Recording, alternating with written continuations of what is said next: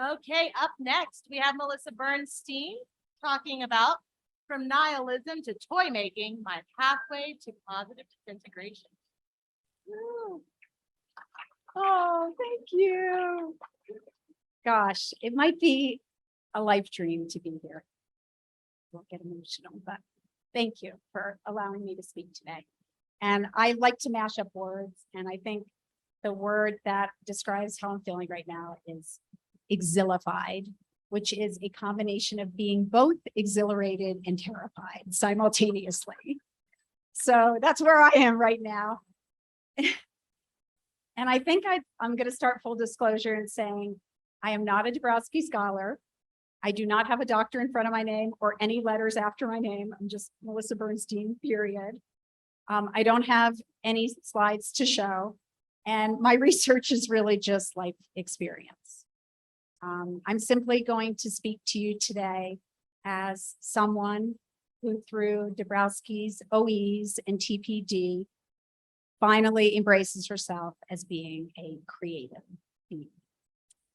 Because those of us who identify with that, and I'd love to know how many of you identify as being a truly creative being.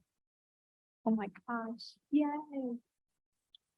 Because those of us who are truly creative in our souls, and by that I mean we live and breathe to create and spend the majority of our time in the boundless expanse of white space in our heads and in our imagination, and invention flows through our veins like blood. We are so sensitive that both the beauty and the pain of the world are unbearable. And that makes functioning and relating to others exceptionally difficult. And until I discovered Dabrowski's take on OEs, I actually never thought I'd find peace in a society that didn't accept my neurodiversity. So I thought today I would share my story, and that hopefully we creatives, and even those who may not identify as such, can find communion in our shared experience and humanity. So thank you so much for allowing me to do this. And I'm totally open to questions, even if in the middle you want to help me by asking something or sharing something. I would really love that. Because being a creative, I'm also an identified highly introverted person. I don't speak through my mouth, I create through my hands. So speaking is rather challenging. So I would say my crisis of being started from the moment I took my first breath, because I now know that I was born with an existential meaning crisis. My mother said I screamed 24/7 for the first entire year of my life uncontrollably. And she said these weren't the screams of just a regular child kind of screaming for food or to be changed. These were the screams of someone who was terribly unsettled. I asked 3 questions from the moment I was born. Why am I here?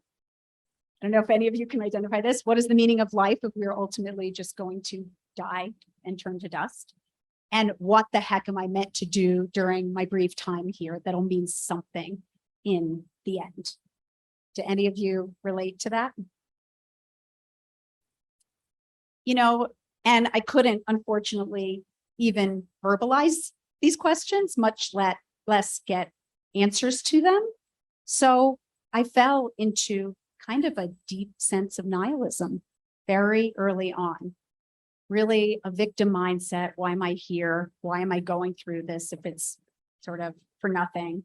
Hopeless, pessimistic, and trapped. And I really became this person who felt there's no meaning to existence.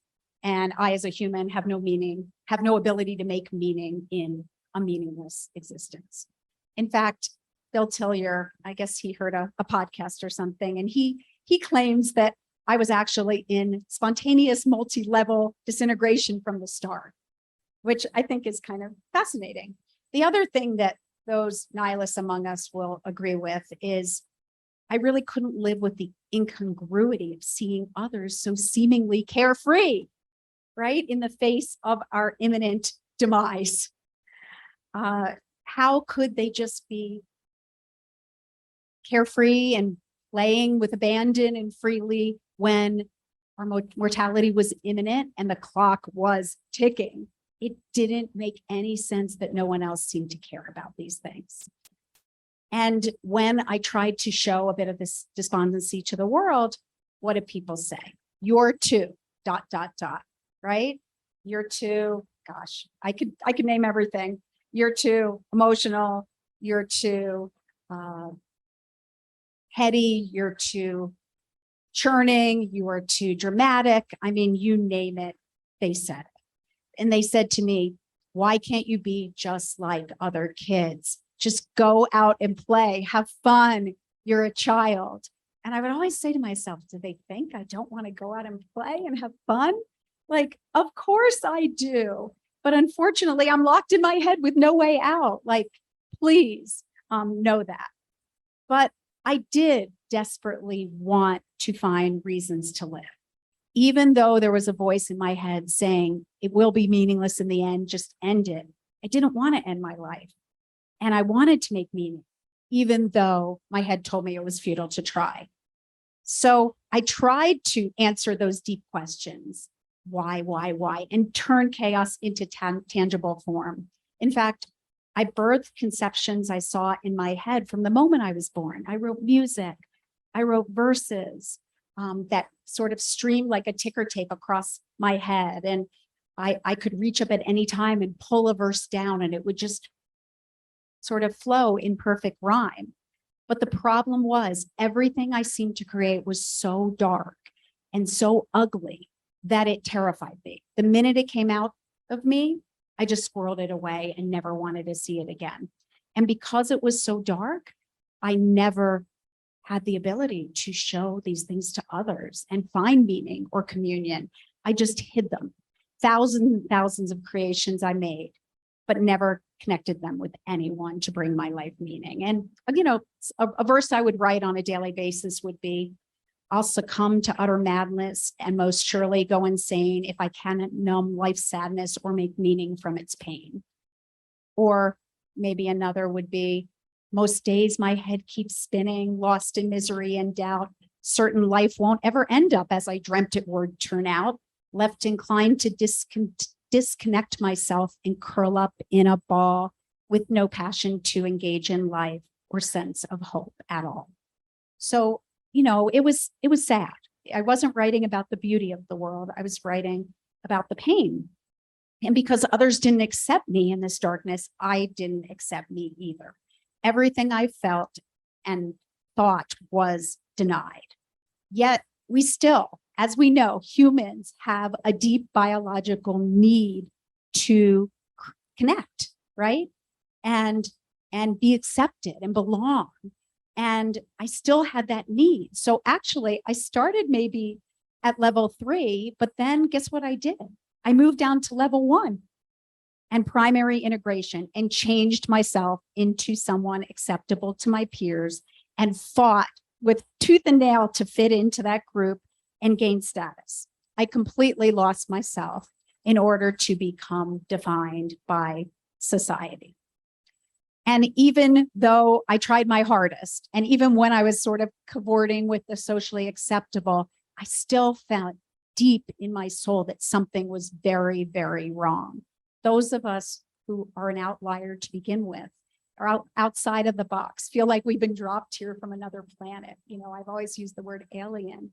No matter what we do to try to fit in, we don't. And I somehow felt like I was an actor in a play, playing a role and kind of doing a semi-okay job, but it was so exhausting. And I felt so inauthentic. Even though I didn't even know who I was and what my ideals and values were, I still felt inauthentic.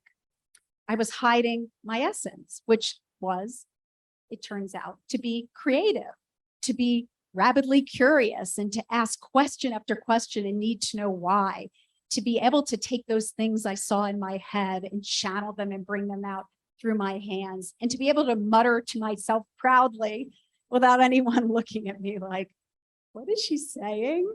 But I didn't see these qualities as blessings. They were curses to expunge. My disintegration began in college because two things happened simultaneously. My need to conform led me to want to be in the most socially acceptable sorority. And my perfectionism, because that's how I gained validation, which so many of us do, pleasing and perfectionism, became my two modes. So one, I tried to get into this sorority and was completely rejected. It was not who I was in truth, but I believed it was who I should be. And I tried to get A+ on everything I did, took too much responsibility on, and wasn't able to complete an assignment and had to take an incomplete in the class. I didn't even get a B. I just had to take a delay. But the two of them happening simultaneously broke me, like completely broke me. I tried to end my life. I completely broke down. And I realized two things which led to my breakdown. I will never achieve my expectation and vision for fitting in, meaning in my terms, I will always be a loser. And two, I am imperfect and unable to complete everything I want perfectly. I had basically disowned who I really was in lieu of conforming to society, and that had fallen apart as well. So my most profound path to disintegration and self-discovery came actually through a dynamism. It came through auto psychotherapy and auto education, which we talked about today, through self-knowledge, spirituality, and philosophy. So I love the fact that ES mentioned Frankl, because there are a few men who really saved my life, and Frankl was the first. When I read that logotherapy, which was his method of philosophy after he got out of the concentration camp, stipulates that man's primary motivation is the search for meaning. And suddenly I caught my breath. It's like, that's what I've been searching for my entire life. And Frankl led me to a whole bunch of other incredible philosophers, of course. I read everything I could read about existentialism. And it was through James T. Webb that I came upon Dabrowski and his theory. For the first time in my life, I felt kinship with someone. Yes, it was a whole bunch of dead men, but for me, it was like the greatest thing I could ever experience. And given I live in my imagination, I could actually close my eyes and feel them around me with the power of their philosophies really helping me up. And through Dabrowski, I really saw that actually that I didn't suffer from a pathology, because I always knew something was very wrong with me, but I was scared to actually look in the DSM and find out. And that there might be a silver lining to qualities that I had despised my entire life. I suddenly saw that these qualities were a tragic gift. I call them now a blurse, a blessing, and a curse. And most importantly, I suddenly saw a connection. Here I had been creating my whole life. Granted, they were creations that never saw the light of day, so I never associated myself as a creative. But when I began to see that these stigmatizing qualities were actually the reason I was being able to envision these things in my head and bring them to life, that was unfathomable. And I probably cried for a week. And I wasn't emotional. I hid every emotion I felt, because I suddenly realized that maybe there was a reason I was here, and a blessing and the curse. And a verse I'll share to kind of show the duality, right, of that is, my imagination lifts me to intoxicating highs where the boundless realm of white space transforms right before my eyes. But then soon that same mind sinks me to such devastating lows that I'm shackled by the darkness with no exit from its throes. So that's maybe me in a 5-minute span. And not quite understood by most people. I also love Dabrowski because, I studied all the existential philosophers. I don't know how many of you have studied existentialism, but there was something that really bothered me. It was the concept that existence precedes essence, that we start as kind of this blank space and only by, our actions turn into an essence and something. And I just didn't believe that, because I had this need to catalyze my innate seeds of self-expression from the time I was born, and saw these things in my head without having been here for very long. And I just didn't believe it was true. So when I read about Dabrowski's, oh gosh, I can't say it that well, but Essentio existentialist compound, it was like, oh my gosh, it felt so right. It was exactly what I believed, because I believed we all had something, but it wasn't just enough to wait and have it just catalyze. We needed to take those existential actions to allow it to be shaped. And through our existential choices, we would shape our essence. That made so much sense to me and finally resonated perfectly. And I now knew that my essence was creativity.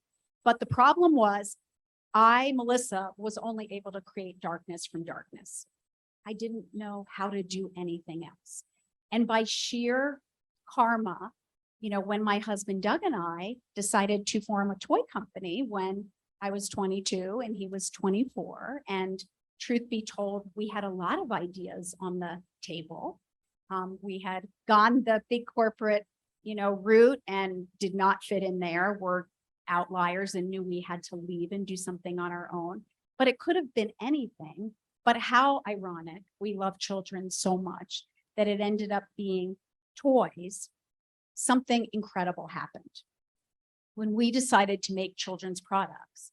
And I actually saw our first line of wooden puzzles completely in my head. The basically 50 designs sort of all there. And I was able to just kind of pluck them out and get them out through my hands and bring them to life. I saw something incredible.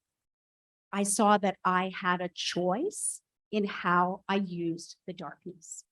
And that was profound, because I was a victim of the darkness my whole life. I was disabled, completely disempowered by it, right? I was like, take me, I'm yours, whatever, create whatever you want, but it's never going to serve any purpose. But I now had a metaphor. And basically, I saw my creativity as a faucet. And one side of it was light, and the other side of it was darkness. And my whole life, the light side had been off, and just the darkness was running. And I had channeled all this nihilism and despair I felt into darkness. And I was just channeling darkness into more darkness, and it served no meaning or purpose. But now what I did, I said, I am going to create toys for children. I'm going to turn off the dark faucet. I'm going to turn on the light faucet, and that exact same darkness channeled through the light faucet and turned into these light, bright toys. I literally felt like a breathing tube had been inserted into my trachea, and I was able to breathe fresh air for the very first time. I couldn't even believe it. What irony that someone who was a nihilist and at the brink of ending her life was now making toys for children. I made the choice then. I said, I am going to direct every cell of darkness in my being toward open-ended play and becoming a catalyst to unleash imagination in children. Now there was a purpose to my darkness, and maybe even a reason I was here. It was incredible. My life actually had meaning.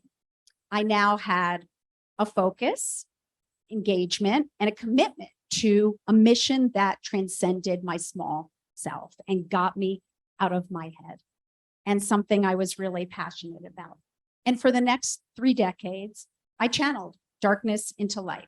I had turned off the dark faucet, turned on the light, and I was just channeling 10,000 toys over 34 years. That's how much darkness I had to channel. And it seemed like I still always had more, sadly. But guess what? After 32 years, I began another disintegration because you'll remember I turned off the dark faucet.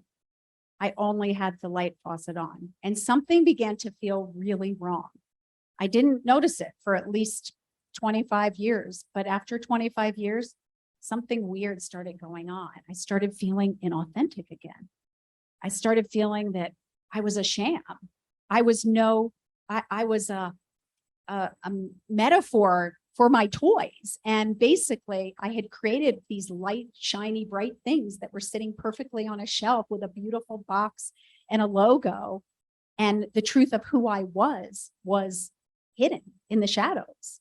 And I hadn't really come out as my authentic self. I had made a conduit to sort of channel a piece of my light, bright self for people to play with. But the truth of who I was still hidden. And that felt terribly inauthentic. And I tried to hide it because I was like, what's going on? I don't know what's happening. But the more I tried to hide it, the more literally the cry of my soul to be seen authentically was getting louder and louder and louder. And I knew it because I was listening to podcasts of people coming out, and I was reading every Dabrowski book and Kowski books and you name it. And I was trying to get the courage to do it. And I didn't want to hide anymore. So I finally got up the courage to go on a major podcast, one of my favorite podcasts, where I knew that the audience would accept me in my full spectrum of being. And in one very uncharacteristic move, because again, I didn't speak, I created, and I always believed actions speak louder than words, although written words, maybe. Actions speak louder than spoken words. I went on this podcast and I disclosed that I had existential depression and had overexcitabilities and you name it. And something incredible happened. I received hundreds and hundreds and hundreds of letters from people saying, oh my gosh, you gave words to exactly what I was feeling. And suddenly I thought, oh my gosh, my only friends aren't dead people. There are actually some living, breathing humans who feel exactly like I do. It was incredible. I made it my mission for 3 months to respond to everyone who wrote to me and also asked to speak to anyone who wanted to speak. And this basically began a whole new chapter of my life, because what this showed me is, one, there are a lot of people that feel really alone in the world. And when we share a piece of our authentic self and show them that even though we might have a shiny exterior, because my life also looked like one of my toys, right? I had every material possession you could ever imagine. I have 6 children. I have a great husband. Like, everything is perfect on the outside. And the photos we take are always beautiful. No one's ever smiling. They all look great. But the truth was, I could go from very high highs to very low lows in an instant. And my life wasn't perfect either, like no one's is. And I suddenly wanted to crack that wide open and show everyone that this image we have of perfection, this pursuit of happiness, in the sense that when I achieve the American dream, everything will be great, was a lie. And that if we can't embrace the whole of all experience, from the highest highs to the lowest lows, and harness all of life experience to make meaning, then what is life? So I really came to understand that I had a new purpose. Even though making toys was it saved my life. It showed me that I had light within me, but now I needed to touch others with my soul, not through a toy, which was kind of a buffer between the real me and them. So these folks I spoke with, they didn't feel alone once they spoke with me, but there was still an issue, because they all said, Melissa, we feel the same way. We experience a lot of the same feelings, but there's one difference.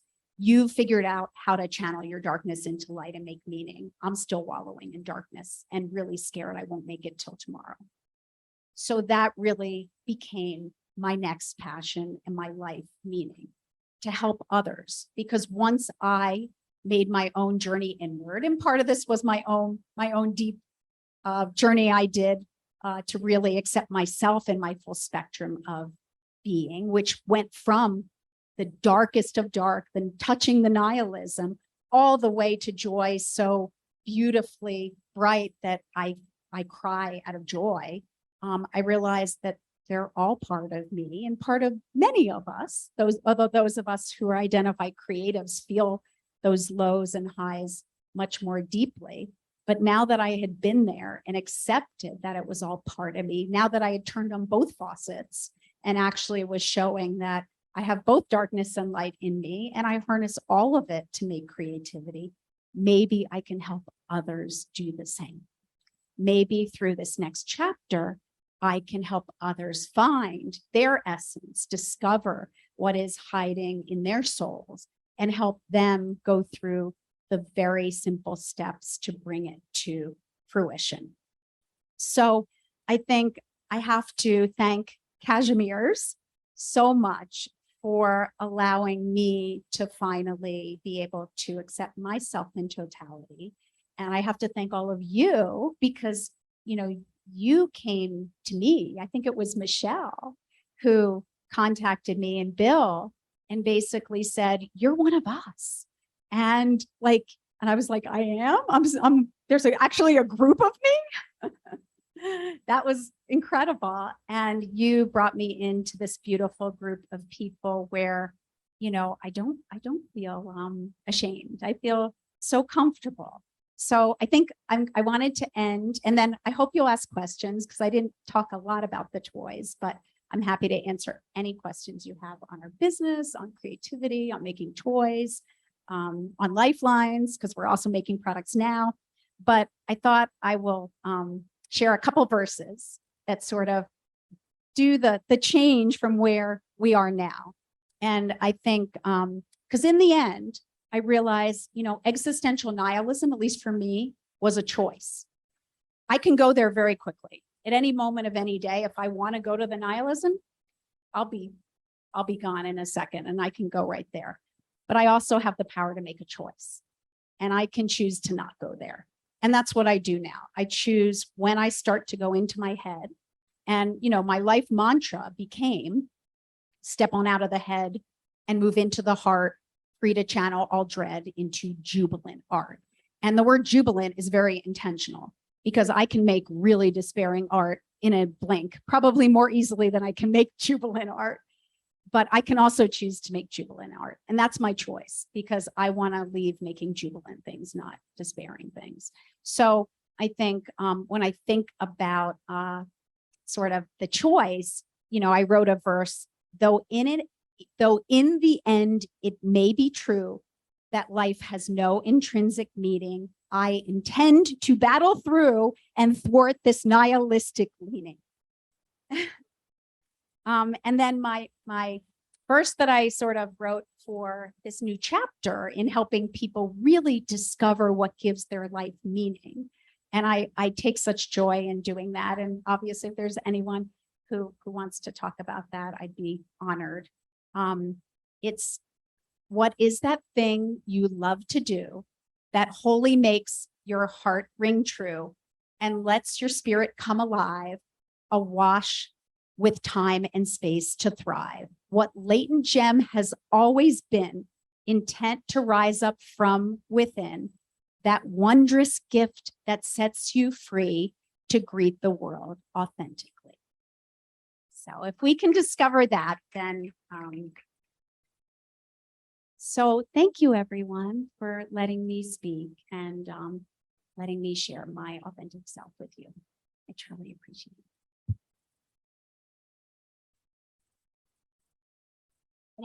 Any questions? Hi.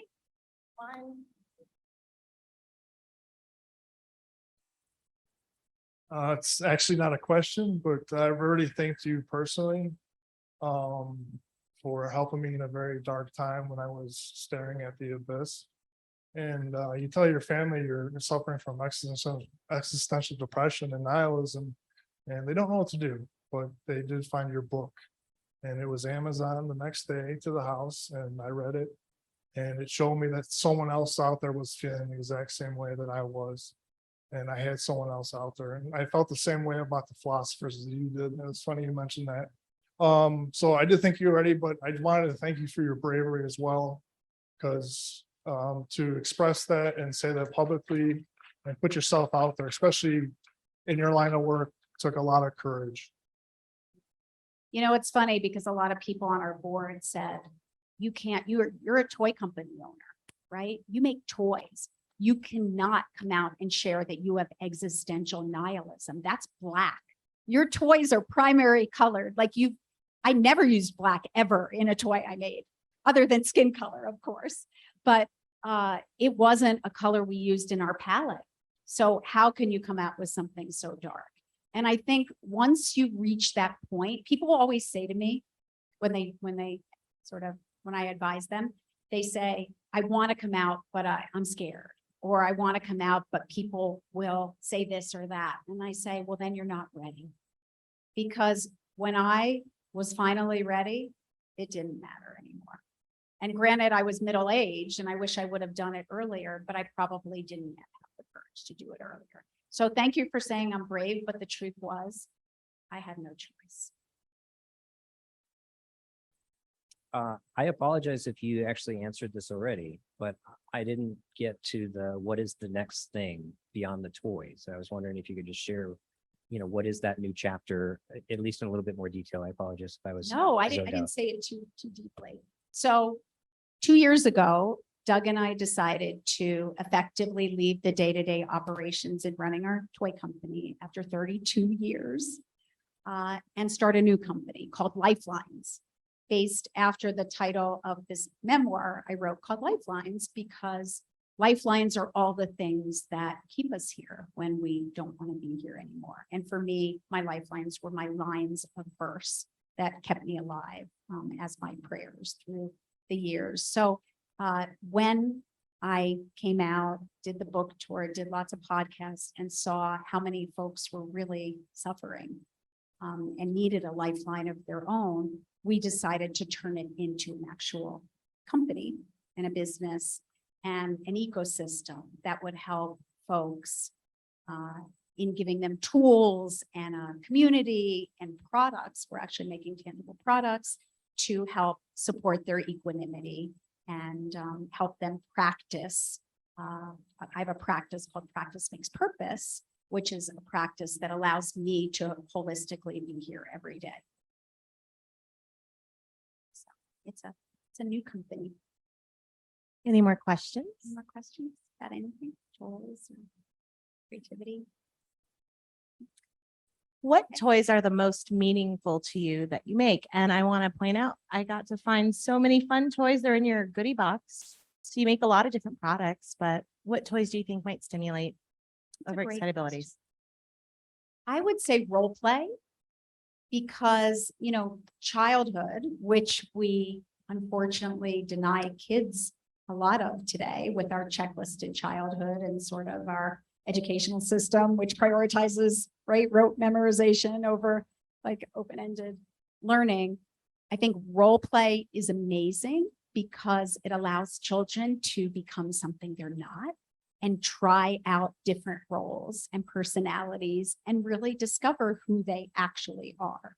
So I love it when I see a child in a chef's costume and they're making up and they're creating a Parisian feast and they have a name for their restaurant. And I think some of the best comments are when someone tells me that someone wore one of our role play costumes as a child and is now doing that profession. I've had many doctors and chefs and firefighters and all kinds of folks who started imagining it in their head and then actually realized it as their vocation, which there's no greater gift than that.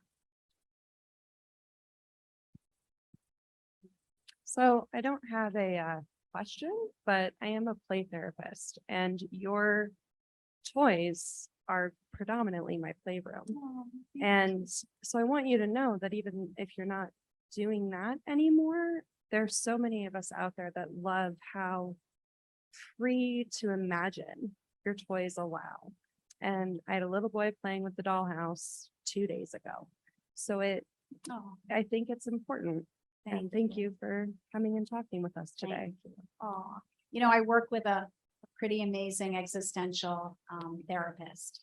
And she said to me once, because I never allowed myself to play, I denied myself all form of pleasure my whole life.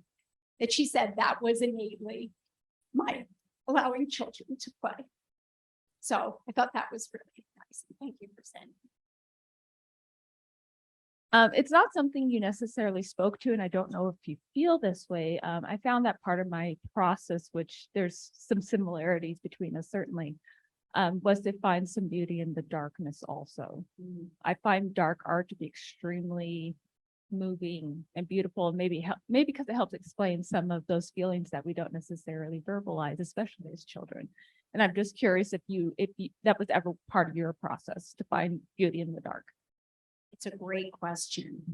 I think that's still part of my evolution. The dark is so dark for me, and it is so overwhelming that everything I do in my practice is uplifting.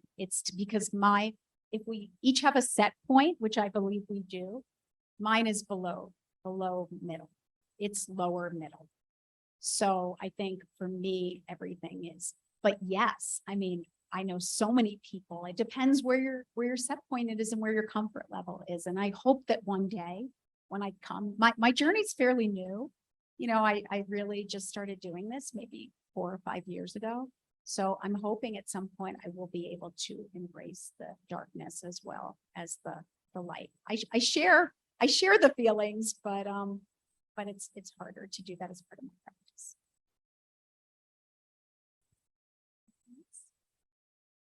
Yay.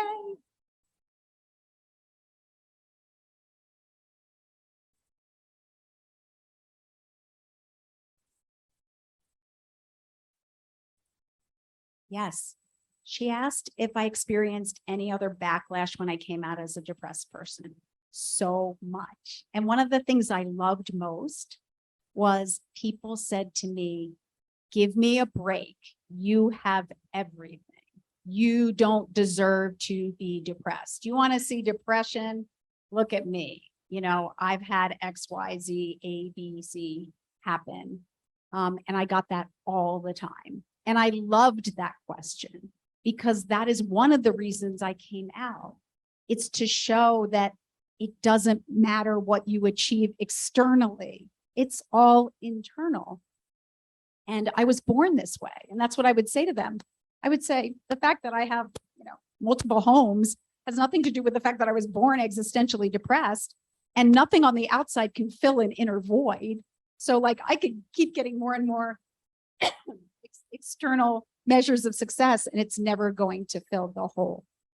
So part of my mission is to hopefully bash that stigma and show people that anybody can fall into despair. That was a good question. Anything else? There was a question in the chat around, do you do one-on-one consulting for entrepreneurs?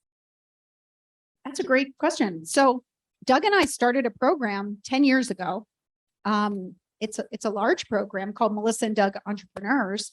And we have mentored 1,000 young entrepreneurs.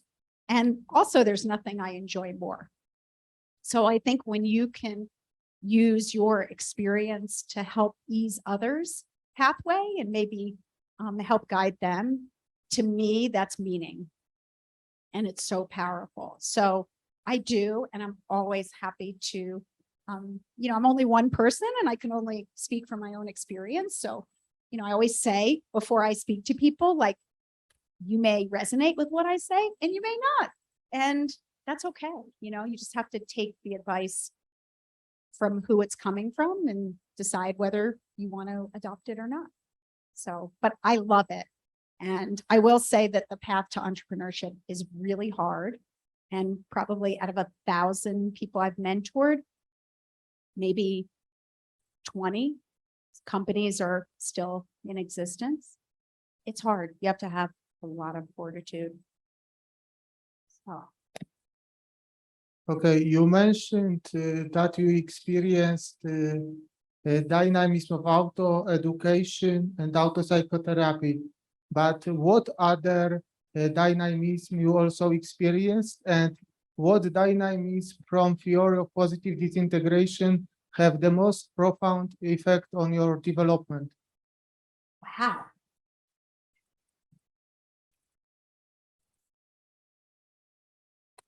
I mean, it has to be the rabid curiosity that makes me want to find answers. So until I can figure out sort of the meaning part of it and why I'm here and how to unravel everything I'm thinking and feeling, like I won't be okay. So I'm constantly, if you look in my bag now, I have 3 books I'm reading. Like I'm always trying to connect dots and look at myself. Subject object is probably the most powerful thing I've done, because when I was at my low, I was stuck in my head. I couldn't get out. And my verses all talk about being in a prison and unable to escape. Like I knew I was in there.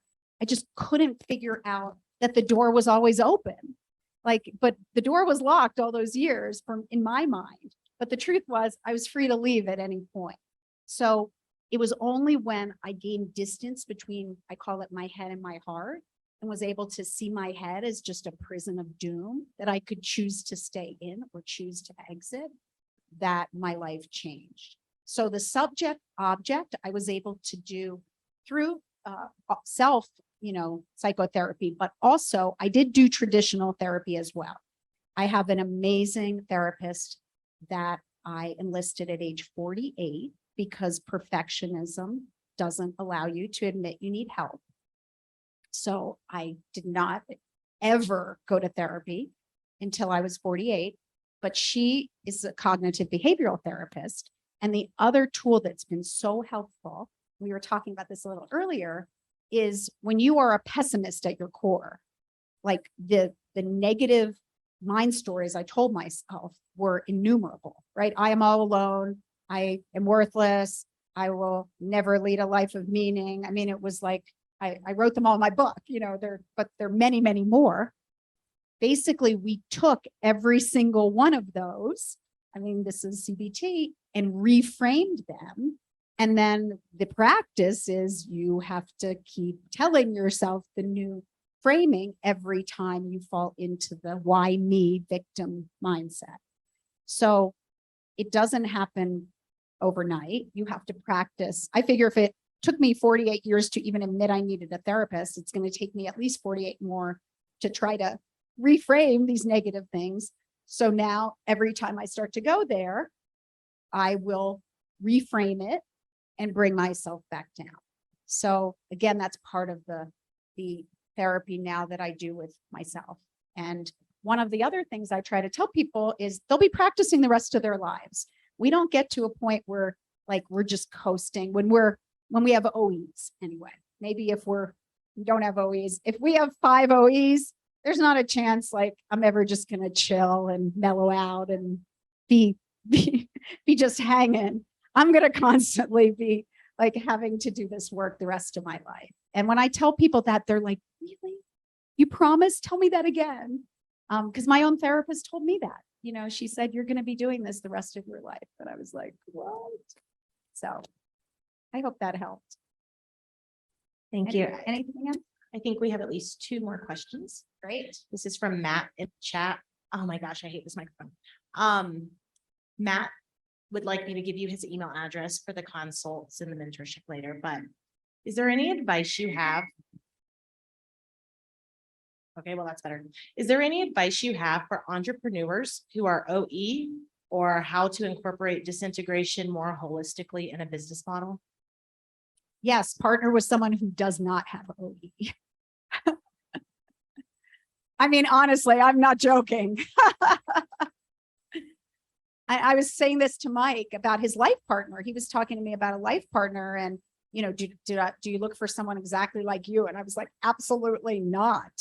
Like that is a recipe. You need someone like as straight and narrow. And, you know, my husband is cup half full and so positive and optimistic and reframes and always sees the best in things. And it's kind of Pollyannish and really annoying to a pessimist, but it's what I need, because if I had another pessimist with me, oh my gosh, we wouldn't be here. We would have made some pact and gone and did something really dire. So I would say, you know, entrepreneurship, you can't do it alone. You know, that's one of the first things I tell people. You need to create a team around you and you need to become really aware of what you bring to the party. And that's what we do in our program. We do a lot of self-assessment and we try to figure out what is it you bring. And, you know, at the beginning, you might have to do everything because entrepreneurs, but the truth is we all have unique gifts that are our passions and our talents. So like for me, I had to lead for a whole bunch of years, but I despise leading. I'm a terrible leader because I don't like telling people like bad things about themselves that they need to improve. And I really just like creating. Like I see it in my head. I want to create it. I don't want to have meetings. I don't want to lead. So in Lifelines, I was like, I don't want to lead. I just want to create. I want to be the mission. I want to be the vision and I want to create. And I'm leaving the leading up to everybody else. And, you know, I think our egos sometimes get in the way of these things because they're like, well, I need to be a leader. I need to be called the CEO. I was like, I don't care what you call me product person, call me anything, just let me create. So I think knowing, really becoming self-aware and knowing where you fit in your entrepreneurial effort is really important because then you can help build around you. But yeah, if you're disintegrating while building a company, you're going to need someone really strong to be on your team. Here's one more. Thank you so much for being here. I've heard you on a few podcasts and it's nice to hear your story just through all these different versions. And my work is about being more than your title, because similarly, I felt like I'm not defined externally. I have to define myself. You talked about how you disintegrated again because you need to be more authentic. So I was wondering, how do you know if you are your authentic self now? Oh my gosh, that's such a great question. I feel light as a feather and free as a bird. And I don't have to work at anything. It just comes naturally. So part of entrepreneurship is learning to discover your inner voice, your intuition, and then learn to heed it. So I think that voice, no one ever talks about intuition in education. No one ever teaches us how to discover your intuition because we're so geared externally. The only way you start to find your intuition is by getting really quiet and learning to listen to yourself. So I think you know it when you are not denying the truth anymore and you know that inside something feels very wrong or something feels very right. And most of us, we just deny the truth. Even when a relationship's not working out, we always say we knew it, but we don't want to act on it because it might involve upending your life. Or, you know, some people were saying they made huge changes in their lives when they had to leave their roles, and you'd rather sort of stay in level one and the comfort of the herd than like break free. But if you are courageous enough to listen, you will know. But it'll take a while, you know, listening to your voice and discovering it and heeding it. It took me my whole life. I always had it. And now I know, oh my gosh, I had it so strong, but I didn't listen to it. I hope that answered. You're welcome. Thank all of you.